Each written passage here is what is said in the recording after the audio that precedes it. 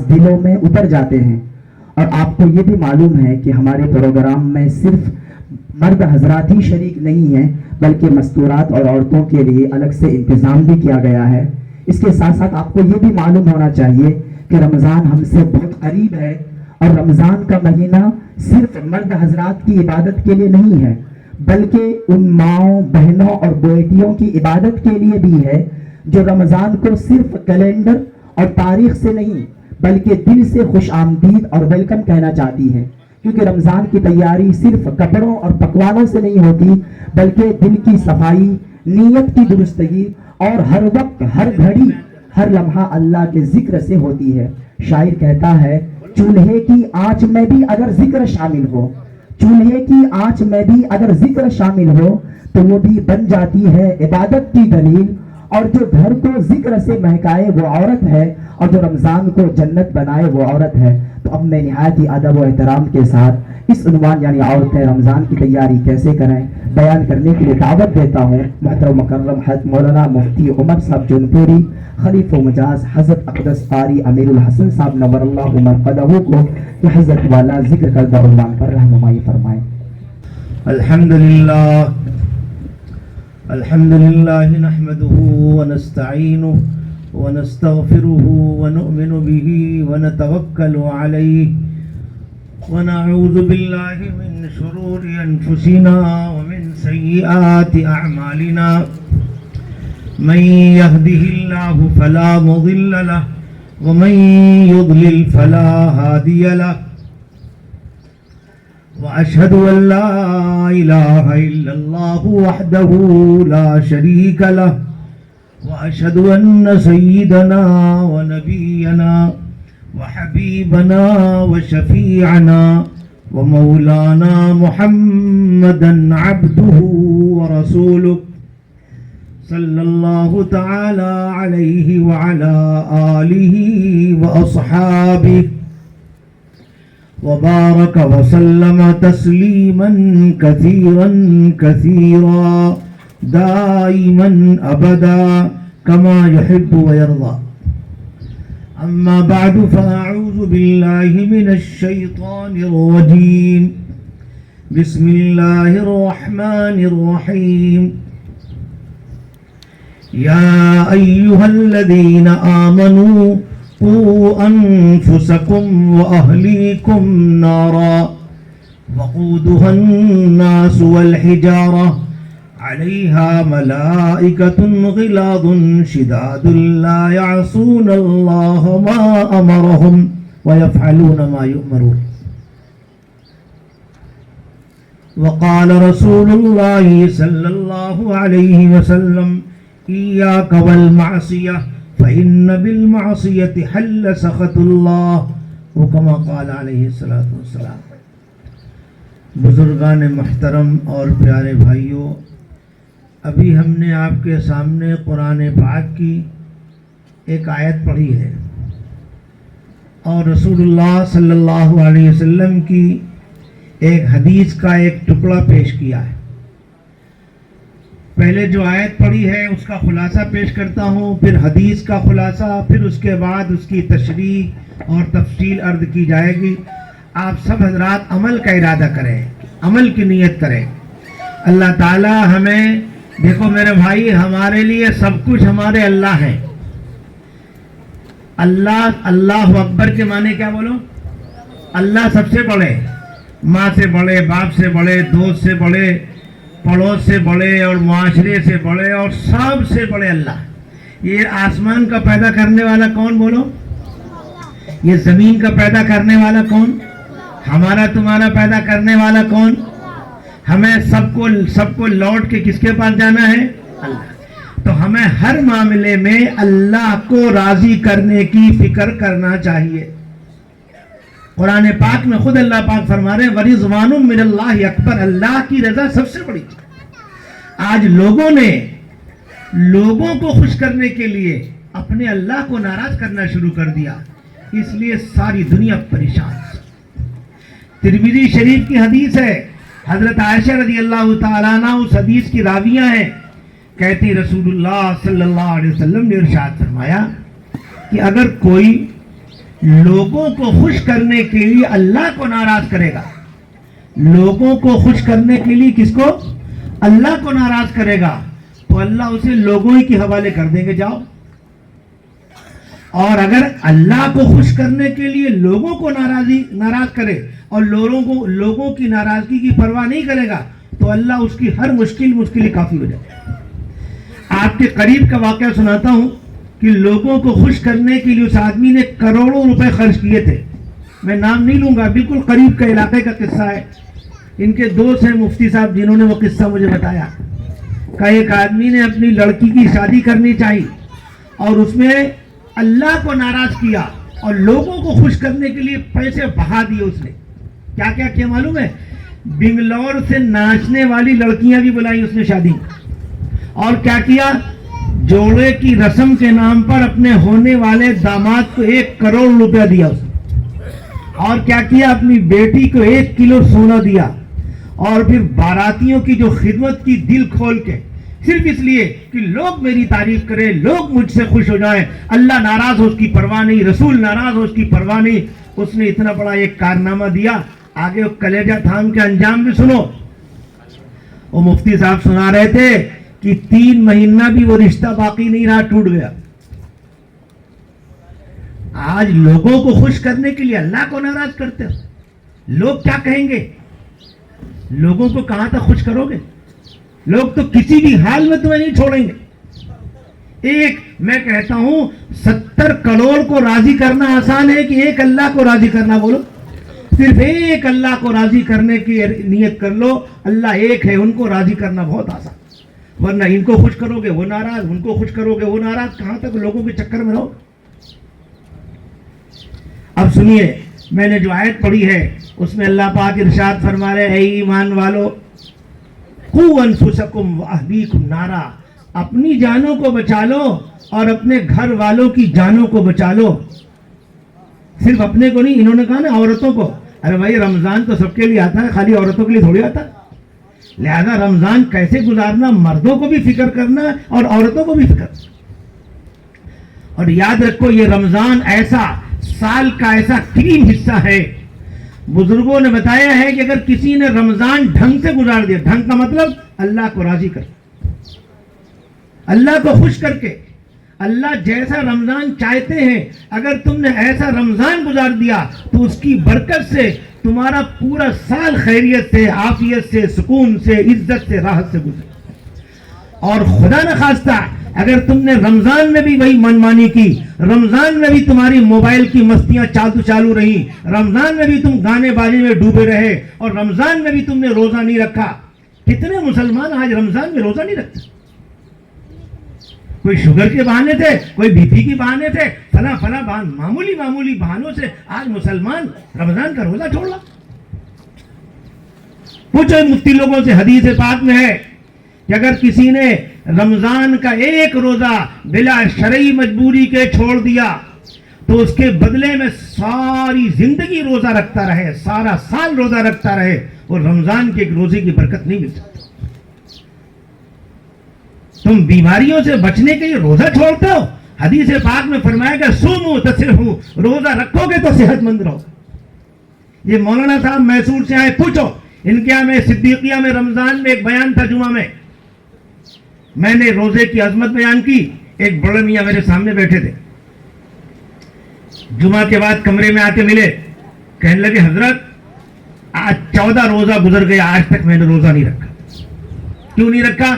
بولے مجھے B P ہے، فلاں ہے، شوگر ہے، اس ڈر سے میں نے روزہ نہیں رکھا. مگر آج آپ کا بیان سن کے اب میں جا رہا ہوں روزہ رکھوں. انہوں نے روزہ رکھا پورا، اور پھر عید کے بعد پھر مجھ سے آ کے ملے، بولے الحمدللہ میں نے روزہ رکھا اور روزے میں خوب بدپرہیزی کی، خوب میٹھا اٹھا کھایا، مجھے کچھ نہیں ہوا، الحمدللہ روزہ بھی پار ہو گیا اور کوئی بیماری نہیں، پریشانی. حدیث میں آتا صوموا تصحوا، روزہ رکھو تو صحت مند رہو. تم صحت مند رہنے کی روزے سے بھاگتے ہو. رمضان کا روزہ فرض ہے، یاد رکھو. بلا شرعی مجبوری کے 1 رمضان کا روزہ بھی چھوڑنا حرام ہے. تو میرے بھائیوں، رمضان کا استقبال کرنا ہے کن چیزوں سے؟ جو چیز رمضان کو پسند ہے. جو آنے والا مہمان ہوتا ہے اس کی پسند معلوم کی جاتی کہ صاحب آپ کو کیا چیز پسند ہے، ان کو خوش کرنے کے لیے وہ چیز پہلے سے لے کے کھڑے رہتے. ایسی معلوم کرو کہ رمضان کو کیا پسند ہے. ایک تو رمضان کو روزہ بہت پسند ہے، اسی وجہ سے اللہ نے اس رمضان کے روزے کو فرض قرار دیا. ایک تو سب لوگ روزہ رکھو، بولو سب ارادہ کرتے ہو روزہ رکھو گے؟ مگر بہت سے لوگ روزہ تو رکھ لیتے ہیں مگر خالی پیٹ کا روزہ رکھتے ہیں، آنکھ کا روزہ نہیں رکھتے، زبان کا روزہ نہیں رکھتے، کان کا روزہ نہیں رکھتے، ہاتھ پیر کا روزہ نہیں رکھتے، اس لیے روزے کی برکت انہیں نہیں ملتی. ارے بھائی ٹھیک روزے کی حالت میں سخت دوپہر کو روح افزا کا شربت تمہارے فریج میں رکھا ہے اور تمہارے ہاتھ میں طاقت ہے کہ تم نکال کے پی سکتے ہو اور کوئی دیکھنے والا بھی نہیں، کیوں نہیں پیتے؟ اس لیے نہیں پیتے ہو کہ روزے کی حالت میں اللہ تعالیٰ کی طرف سے اس کی اجازت نہیں. تو روزے کی حالت میں جیسے کھانے پینے کی اجازت نہیں ہے ایسے گناہ کرنے کی بھی اجازت نہیں. بہت سے لوگ روزہ رکھ لیں گے مگر ٹائم پاس کرنے کے لیے ایک کنارے بیٹھ کے وہ موبائل کے حرام کاریوں میں ڈوبے رہیں. یاد رکھو ایسے لوگوں کو رسول اللہ صلی اللہ علیہ وسلم نے صاف صاف فرما دیا رب صائم لیس له من صیامہ الا الجوع. فرمایا بہت سے روزے دار ایسے ہیں کہ ان کے حصے میں سوائے دن بھر کے بھوکا رہنے کی محنت کے کچھ ہاتھ نہیں آتا. یعنی روزے پر اللہ کی طرف سے جو انعام ملنے والا ہے، جو بشارتیں ہیں، خوشخبریاں ہیں، انہیں کچھ بھی نہیں ملے. کیوں؟ انہوں نے روزہ تو رکھا ہے مگر خالی پیٹ کا روزہ رکھا، آنکھ کا روزہ نہیں رکھا، زبان کا روزہ نہیں رکھا، ہاتھ کا روزہ نہیں رکھا، پیر کا روزہ نہیں رکھا. آپ غور کیجئے یہ کھانا پینا، یہ خربوزہ، یہ فروٹ، یہ جوس، یہ سب چیزیں تو حلال تھی. یہ سب چیزیں کھانا حلال ہے کہ حرام؟ بولو حلال ہے. تو روزے کی وجہ سے جو چیزیں پہلے سے حلال تھیں روزے کی وجہ سے وہ حرام ہو جاتی ہیں. تو جو پہلے سے حرام ہے وہ روزے میں کس درجہ حرام ہوں گی؟ گانا باجا تو پہلے سے حرام ہے، نامحرم لڑکیوں کا فوٹو دیکھنا تو پہلے سے حرام ہے. آپ غور کریں کہ جو چیز پہلے سے حلال تھی، کھانا پینا، سبزی، فروٹ، جوس، یہ حلال چیزیں روزے میں حرام ہو گئی. تو جو چیزیں پہلے سے حرام ہو وہ روزے میں کس درجہ حرام؟ آج ابھی میں یہاں اگر خالی میں اجازت دے دوں، ابھی میرے پاس کئی لوگ آ چکے، ملاقات کرتے ہی اپنا دکھڑا، حضرت یہ بیماری، یہ پریشانی. آج امت اتنا پریشانیوں کے دلدل میں پھنس چکی ہے کہ خالی سلام دعا کر کے ان سے خیریت پوچھی جائے کہ آپ کا کیا حال ہے تو اس کے جواب میں وہ پریشانیوں کی پوری کیسٹ سنانا شروع کر دیں. یاد رکھو پریشانی کا دور کرنا نہ ہمارے ہاتھ میں ہے، نہ کسی عامل کے ہاتھ میں ہے، نہ کسی بابا کے ہاتھ میں ہے. ساری پریشانی کے دور کرنے کا حل صرف اللہ کے ہاتھ. اللہ کو راضی کرنے کا ایک مہینہ اللہ تعالیٰ دے رہے ہیں. اللہ تعالیٰ اس میں ماحول ایسا بنا دیتے ہیں کہ کوئی ذرا ہمت کر لے تو گناہوں سے بچ جائے. کیوں؟ ہمارا سب سے بڑا دشمن جو نفس ہے اس کو قابو میں کرنے کے لیے روزہ رکھوا دیا. کیونکہ جب آدمی کے پیٹ میں چارہ جاتا ہے نا تو اس کو مستی زیادہ سوچتی.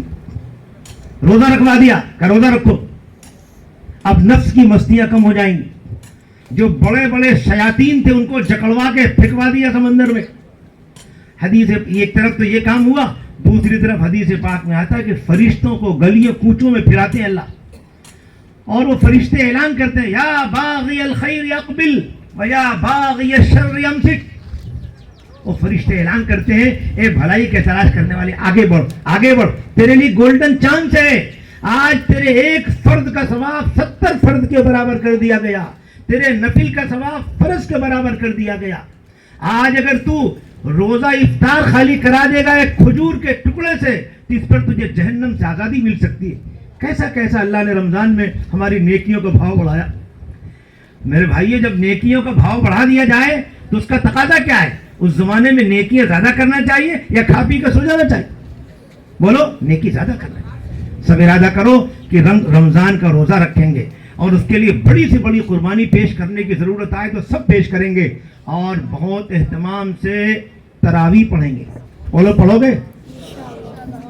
اور بزرگوں نے فرمایا ہے کہ رمضان کی جو جتنی برکتیں لینا چاہے اتنا زیادہ رمضان میں قرآن کی تلاوت کرے. مگر ہائے افسوس ہمارے کتنے بھائی ایسے ہیں जिन्हें आज तक अल्लाह का पाक कुरान पढ़ने नहीं आता। मैं ये मिफ्ताहुल कुरान वालों को दावत दूंगा कि आपने जैसे रहम खा के छोटे बच्चों को कुरान पढ़ाने का इंतजाम किया है, हमारे ये बड़े भाई जो कब्र में पैर लटकाए हुए हैं, बिल्कुल मरने के करीब हैं, अभी तक अल्लाह का पाक कुरान नहीं सीखा, इनके भी कुछ फिक्र करो, इन्हें भी अल्लाह का पाक कुरान आ जाए। बोलो सब इरादा करते हो, सीखोगे? अगर तुमने इरादा कर लिया तो मैं एक ऐसी बशारत सुनाता हूँ, सुनो। हजरत शेख रहमतुल्लाह अलैह ने अपनी किताब में रिवायत नकल की, उसका खुलासा सुनो। हजरत फरमाते हैं जब इंतकाल हो जाता है किसी का और घर वाले उस मैयत की तजहीज़ और तकफीन में, यानी उसको नहलाने धुलाने में, कफन पहनाने के इंतज़ाम में मसरूफ़ रहते हैं, उस मैयत के सिराने एक शख्स मौजूद होता है जो बहुत हसीन और जमील खूबसूरत शक्ल में होता है, मगर वो सिर्फ मैयत देखती है, दूसरे नहीं देख सकते। उसके बाद जब घर वाले उस मैयत को कफन पहनाते हैं तो ये हसीन और जमील शख्स जो होता है ये मैयत के सीने और कफन के दरमियान में आ जाता है। फिर घर वाले जब उसे जनाजा पढ़ के कब्र में डाल देते हैं और अब मुनकर नकीर सवाल के लिए आते हैं तो एक आदमी को वहां मौजूद पाते हैं जो बड़ा हसीन और जमील खूबसूरत। देखो भाई, मरना है हर एक को कि नहीं, बोलो। मौत ऐसी अटल हकीकत है कि जो काफिर और दहरिया खुदा के वजूद का इनकार करता है वो भी मौत का इनकार नहीं। मरना है, हर एक को जाना है, और उससे पहले मौत की तैयारी करना। एक जालिम हजरत यजीद रक्काशी रहमतुल्लाह अलैह नकल करते हैं कि बनी इसराइल का एक जालिम था, वो अपनी बीवी से तन्हाई में तखलिया यानी तन्हाई के मजे लूट रहा था। बस इसी हालत में उसने देखा एक अजनबी आदमी है, उसके घर में दाखिल हो गए। अब वो हैरान परेशान कि मेरे घर का मेन गेट भी बंद है, मेरा बेडरूम का दरवाजा भी बंद है, आखिर ये आया तो अंदर कैसे आया? और सीधे उसके पास पहुंच रहा है, वो लपका उसकी तरफ कि तू कौन है और बिला इजाजत मेरे इस घर में तुझे आने की इजाजत किसने दी? तो जानते हो उसने क्या कहा? उसने कहा मुझे इस घर के मालिक ने इस घर में आने की इजाजत दी है।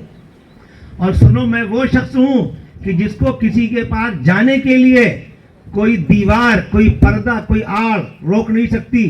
किसी बादशाह के पास भी जाने के लिए मुझे इजाजत की जरूरत नहीं होती, और मैं किसी मुतकब्बिर के तकब्बुर से भी नहीं डरता, किसी जालिम के दबदबे से नहीं डरता। मुझे किसी के पास जाने के लिए कोई चीज रुकावट नहीं बन सकती। मुझे इस घर के मालिक ने अंदर आने। जब इतना उन्होंने कहा तो वो जालिम खौफ ज़दा हो गया, डर गया, कपकपी आ गई और कहने लगा फिर तो आप मलकुल मौत मालूम होते हैं? उन्होंने कहा हाँ, मैं मलकुल मौत ही हूं, तुम्हारी जान निकालने आया हूं, तुम्हारी रूह कब्ज करने। अब वो घबरा के कहने लगा अच्छा थोड़ा सा इतना चांस दे दीजिए, मैं एक वसीयतनामा जल्दी से लिख दूं। वो मलकुल मौत ने कहा उसका चांस खत्म, उसका टाइम दूर चला गया, तेरे सांस पूरे हो चुके। फिर वो जालिम पूछता अच्छा मुझे आप कहाँ ले जाएंगे? तो मलकुल मौत ने कहा तूने जैसे अमाल किए होगा वहां ले जाऊंगा, उस दुनिया में तूने अच्छा घर बनाया होगा तो अच्छे घर में ले जाऊंगा, वहां के लिए तूने अच्छे अमल किए होंगे तो अच्छी जगह ले जाऊंगा।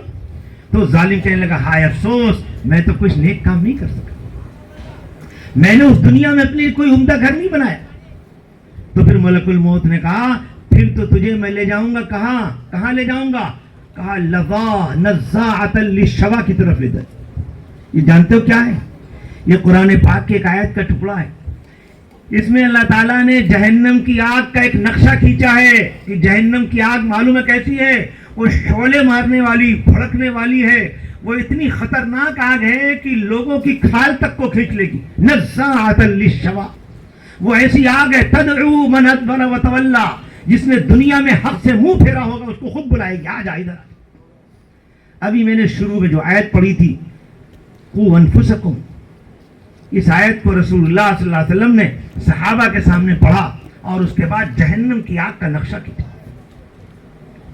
आज हमारे अंदर जो गफलत बढ़ती जा रही है, हमारी मस्तियां कम नहीं हो रही हैं, उसकी वजह है कि हम जहन्नम को भूल गए, कब्र को भूल गए, आखिरत को भूल गए, मरने को भूल गए। और अफसोस आज हमारे इन जलसों में कयामत का तस्करा नहीं होता, मौत का तस्करा नहीं होता, कब्र का तस्करा नहीं होता, जहन्नम का तस्करा नहीं होता। तिरमिज़ी शरीफ में रिवायत है حضرت عمر ابن خطاب رضی اللہ تعالیٰ اپنے زمانے میں للکار رہے ہیں اکثروا ذکر النار، اے لوگوں جہنم کا تذکرہ بہت کیا کرو۔ میں پوچھتا ہوں جہنم کا تذکرہ زیادہ کرنے کی ضرورت حضرت عمر ابن خطاب کے زمانے میں تھی یا آج ضرورت زیادہ ہے؟ بولو، آج 10 گنا ضرورت پڑ گئی۔ حضرت عمر ابن عبدالعزیز رحمۃ اللہ علیہ روزانہ اپنے دربار میں کان عمر ابن عبدالعزیز رحمہ اللہ یجمع کل لیلۃ الفقہاء ویتذاکرون الموت والآخرۃ والقیامۃ ثم یبکون کأن بین ایدیہم جنازہ، یہ لکھا کہ عمر ابن عبدالعزیز روزانہ اپنے دربار میں بڑے بڑے عالموں بڑے بڑے واعظوں کو جمع کرتے اور کہتے موت کے اوپر بیان کرو، قیامت کا نقشہ کھینچو، جہنم کا نقشہ کھینچو، اور یہ سب بیانات سنوا کے اتنا روتے، ایسا روتے جیسے کہ جنازہ سامنے۔ میرے بھائیوں، آج لوگ خدا کو بھول گئے، مرنے کو بھول گئے، قبر کو بھول گئے، اس کی وجہ سے ہماری مستیاں بڑھتی جا رہی ہیں اور اس کے نتیجے میں اللہ کی طرف سے عذاب عام ہوتا جا رہا ہے۔ آج زیادہ تر لوگ پریشان ہیں، کوئی کاروبار کی لائن سے پریشان، کوئی بیوی سے پریشان، کوئی پڑوسی سے پریشان، کیوں؟ ہم نے اپنے پیدا کرنے والے کو ناراض کر دیا۔ اور یاد رکھو یہ زمین اللہ کی ہے، یہ آسمان اللہ کا ہے، جو اللہ کو ناراض کرے گا وہ اللہ کی زمین پر چین سے نہیں رہ سکتا۔ بس اس آنے والے مہینے کو غنیمت سمجھو، اللہ کو راضی کرنے کے لیے ایک گولڈن چانس مل رہا ہے، سنہرا موقع مل رہا ہے، وقت نہیں ہے۔ انہوں نے صرف 15-20 منٹ کا وقت دیا ہے، میں تمہیں کیا کیا سناؤں؟ صرف ایک مرد اور ایک عورت کا قصہ سناتا ہوں، اس سے اندازہ لگاؤ کہ ہمارے بزرگان دین رمضان کو کیسا وصول کرتے ہیں۔ بتاؤ پہلے مردوں کا سناؤں کہ عورت کا سناؤں؟ پہلے عورت کا سنو۔ حضرت مولانا الیاس صاحب رحمۃ اللہ علیہ کی والدہ محترمہ ہے، ان کا نام ہے بی صفیہ، پورے قرآن پاک کی حافظہ ہیں۔ ان کے معمولات میں لکھا ہے کہ وہ رمضان میں روزانہ 40 پارے تلاوت کرتی تھی۔ کتنا بولو؟ کیا مطلب؟ قرآن تو 30 پارے کا ہے، 40 پارہ تو ہے نہیں۔ ایک ختم قرآن کر کے اگلے قرآن میں 10 پارہ اور پڑھ لیتی، اور یہ کوئی صحابہ و تابعین کے زمانے کی عورت نہیں ہے، یہ قریب کے زمانے کی عورت ہے جو ابھی کچھ دنوں پہلے۔ اب آپ سے اگر کوئی کوشچن کرے، کوئی سوال کرے، کیا آج بھی ایسا ممکن ہے؟ کوئی 40 پارہ، اور ایسا بھی نہیں گردن گدیلا لگا کے بیٹھی رہتی تھی، نہیں، گھر کے کام کاج میں بھی دلچسپی لیتی تھی۔ اب آپ ہم سے پوچھیں، اس کا راز معلوم کریں، ہم راز بھی بتا دیں گے، مگر پتہ نہیں آپ عمل کریں گے۔ میرے بھائیوں، اور سنو، مرد کا قصہ سنو۔ مولانا الیاس صاحب رحمۃ اللہ علیہ کی جو والدہ تھی، یہ تو رمضان کا قصہ لکھا ہے کہ روزانہ 40 پارے پڑھتی۔ رمضان کے علاوہ روز کے جو ان کے معمولات تھے، اس میں لکھا ہے کہ روزانہ وہ ایک منزل تلاوت کرتی تھی، یعنی 7ویں دن میں قرآن ختم، پھر اس ایک منزل تلاوت کے ساتھ ساتھ روزانہ 5000 مرتبہ درود شریف پڑھتی تھی۔ آپ خالی 1000 درود شریف پڑھنے کا وعدہ اور ارادہ کریں تو میں ایک ایسی بشارت اور خوشخبری سناتا ہوں کہ اس کے لینے کے لیے آدمی مر مٹے قربان ہو جائے۔ بولو، سب ارادہ کرتے ہو؟ سنو حدیث سنو۔ علامہ ابن قیم رحمۃ اللہ علیہ نے اپنی کتاب جلاء الافہام میں بھی اس حدیث کو نقل کیا۔ حدیث میں ہے، من صلی علی فی یوم 1000 مرۃ لم یمت حتی یبشر بالجنہ۔ یہ حدیث کے الفاظ ہیں کہ کوئی آدمی ایک دن میں 1000 مرتبہ درود شریف کا اہتمام کر لے تو اس کو موت نہیں آئے گی جب تک کہ جنت کی بشارت اور خوشخبری نہ مل جائے۔ بولو، سب ارادہ کرتے ہو؟ تمہیں بنگلور، میرے ساتھ بنگلور چلو گے تھوڑی دیر کے لیے؟ تیار ہو؟ چلو، ابھی میں تمہیں بنگلور کا واقعہ سناتا ہوں۔ ایک بزرگ تھے بنگلور میں، ان کا انتقال ہو گیا، انہوں نے اپنی کتاب میں اس واقعے کو نقل کیا ہے۔ کہتے ہیں کہ میں بنگلور سے دلی جانے کے لیے کے کرناٹکا ایکسپریس ایک ٹرین ہے، بولے میں اس پہ سوار ہوا۔ میں نے دیکھا کہ، کہتے ہیں حضرت، کہ میں نے دیکھا کہ ٹرین میں ایک بڑے میاں ہیں، ان کے ہاتھ میں تسبیح ہے، بس وہ اپنی تسبیح پڑھنے میں ڈوبے ہوئے، ادھر دیکھنا نہیں ادھر دیکھنا نہیں۔ آج لوگ ٹرین میں بیٹھتے ہیں تو بس جیسے ہی کھا پی کے فری ہوئے، وہ جیب سے نکالا موبائل، اس کے حرام کاریوں میں ڈوبے۔ کہا بڑے میاں کو دیکھا ادھر ادھر دیکھ نہیں رہے، بس تسبیح ہے، پڑھے جا رہے ہیں۔ حضرت دیکھ کے بہت خوش ہوئے، کیا قصہ؟ حضرت نے انہیں بلایا، کہا بھائی آپ کون صاحب ہیں، کیا پڑھتے ہیں؟ کہنے لگے میں درود شریف پڑھتا ہوں۔ اچھا، کتنا پڑھتے ہو؟ بولے روزانہ 1000 مرتبہ درود شریف پڑھنے کا میرا معمول۔ اچھا، کتنے دن سے پڑھتے ہو بھائی؟ کا 18 سال سے میرا معمول ہے. کتنے سال سے؟ کہا پھر تو بڑی اس کی برکتیں تم پر ظاہر ہوئی ہوں گی, کچھ برکتیں سناؤ. کہنے لگے بہت واقعات ہیں, خالی ایک واقعہ اس کا سناتا ہوں جو اس درود پاک کی برکت سے میرے ساتھ ظاہر ہو. کہا سناؤ. کہنے لگے اس درود پاک جو میں پڑھتا ہوں 1000 اس کی برکتوں میں کا ایک واقعہ یہ ہے کہ میرے متعلق ایک صاحب کو خواب میں رسول اللہ صلی اللہ علیہ وسلم کی زیارت ہوئی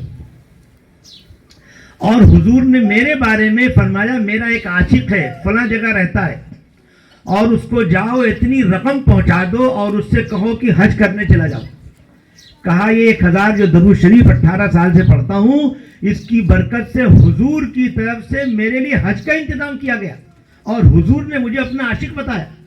سب ارادہ کرتے ہو درود شریف پڑھو گے, کم از کم 1000 درود شریف پڑھنے کا ارادہ. اور میرے بھائیو آپ کتنا بھی وعدہ کرو نہیں پڑھ سکتے. اگر موبائل کی میسج بازی کی آپ کو عادت ہے اور موبائل میں میسج دیکھو گے تو یہ آپ کو کھینچ کے حرام کی طرف لے جائے گا اور گناہ ایسی منحوس چیز ہے کہ اس کی وجہ سے نیکیوں کی توفیق چھن جاتی, وقت کی برکتیں نکل جاتی. یہ تو میں نے عورت کا قصہ, مرد کا جلدی سے سن لو. مرکز نظام الدین میں ایک بزرگ تھے, ان کا نام تھا حضرت مولانا اظہار صاحب رحمۃ اللہ علیہ. ان کے ایک شاگرد نے کہا کہ حضرت آپ کے رمضان کے معمولات لکھائیے. فرمائے لکھو. فرمائے روزانہ 1 گھنٹہ سبق پڑھاتا ہوں اور 1.5 گھنٹہ ذکر کرتا ہوں. آج کچھ لوگ تلاوت کرتے ہیں تو ذکر چھوڑ دیتے ہیں اور ذکر کرتے ہیں تو تلاوت نہیں کرتے. حالانکہ ایک ہی حدیث میں حضرت ابو ذر رضی اللہ تعالیٰ عنہ کو مخاطب کر کے حضور نے فرمایا علیک بتلاوت القرآن وذکر اللہ عز وجل. یہ حدیث کے الفاظ ہیں, بیہقی میں جا کے دیکھیں. اس کا خلاصہ حضور فرما رہے ہیں کہ قرآن پاک کی تلاوت کو بھی اپنے اوپر لازم کرو اور اللہ کے ذکر کو بھی لازم کرو. سب ارادہ کرتے ہو تلاوت بھی کرنا ہے اور ذکر بھی کرو. یہ جتنے مسلمان بیٹھے ہیں سب اللہ کا پاک قرآن پڑھے. اگر پورا قرآن نہیں پڑھنا آتا تو سورہ فاتحہ تو آتی ہے, قل هو اللہ شریف تو یاد ہے, کم از کم تلاوت کی نیت سے چلتے پھرتے اٹھتے بیٹھتے قل هو اللہ پڑھو گے. کنز العمال کی ایک روایت ہے کہ اگر کسی نے 1000 مرتبہ قل هو اللہ کا اہتمام کر لیا تو لم یمت حتی یرا مقعدہ من الجنہ, اس کو موت نہیں آئے گی جب تک کہ جنت کا اپنا ٹھکانہ نہ دیکھے. یہ بشارت کس پر ہے؟ 1000 مرتبہ قل هو اللہ. سب ارادہ کرتے ہو پڑھو گے. جن کو پورا قرآن پڑھنا نہیں آتا وہ ارادہ کریں کہ رمضان میں روزانہ کم از کم 1000 مرتبہ قل هو اللہ پڑھیں اور 1000 مرتبہ درود شریف کا ابھی سے ارادہ کرو گے. تیسری چیز بتا رہا ہوں, وہ اتنا زبردست خزانہ ہے کہ اس کو اگر آپ نے دل سے پڑھا اور کثرت سے پڑھا تو اس سے آپ کا ٹینشن دور ہوگا, ڈپریشن دور ہوگا, روزی کے دروازے کھلیں گے, قرض ادا ہوگا اور بلائیں اور مصیبتیں کیا کیا میں اس کی فضیلتیں بتاؤں. سب لوگ میرے ساتھ پڑھو, میں پڑھا رہا ہوں, پڑھو. اللہم اغفر لی وللمؤمنین والمؤمنات. اسے زبان پہ چڑھا لو, رٹ لو, یاد کر لو.